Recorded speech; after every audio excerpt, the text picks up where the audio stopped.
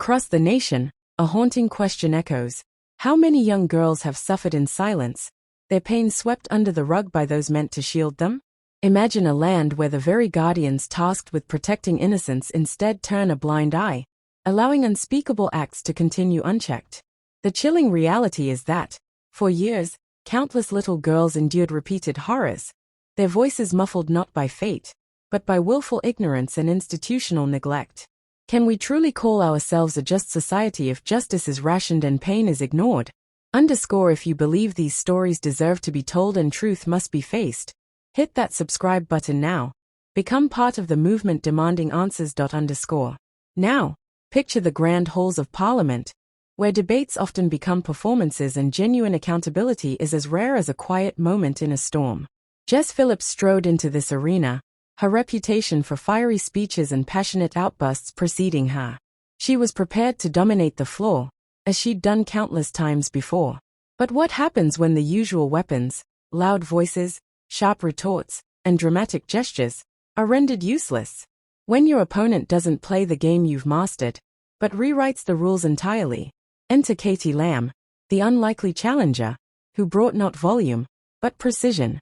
Instead of matching Jess's energy, Katie offered something far more dangerous: calm, relentless questioning. She didn't raise her voice or seek to drown out her rival. Instead, she let the facts do the talking, her inquiries slicing through the noise like a scalpel. Why, she asked, had there been no national investigation into the grooming gangs that preyed upon vulnerable girls?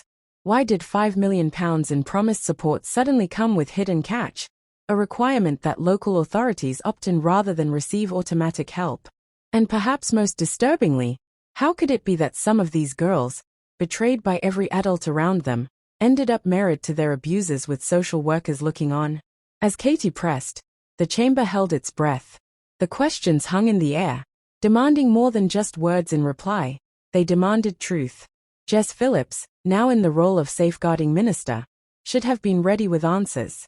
Instead, her responses meandered, drifting from vague assurances to emotional appeals, never quite landing on substance. Have you ever watched someone try to escape quicksand by talking faster, only to sink deeper with every word? That was Jess, her trademark passion suddenly a liability, her confidence unraveling in the face of cold, hard facts. Katie didn't interrupt. She didn't need to.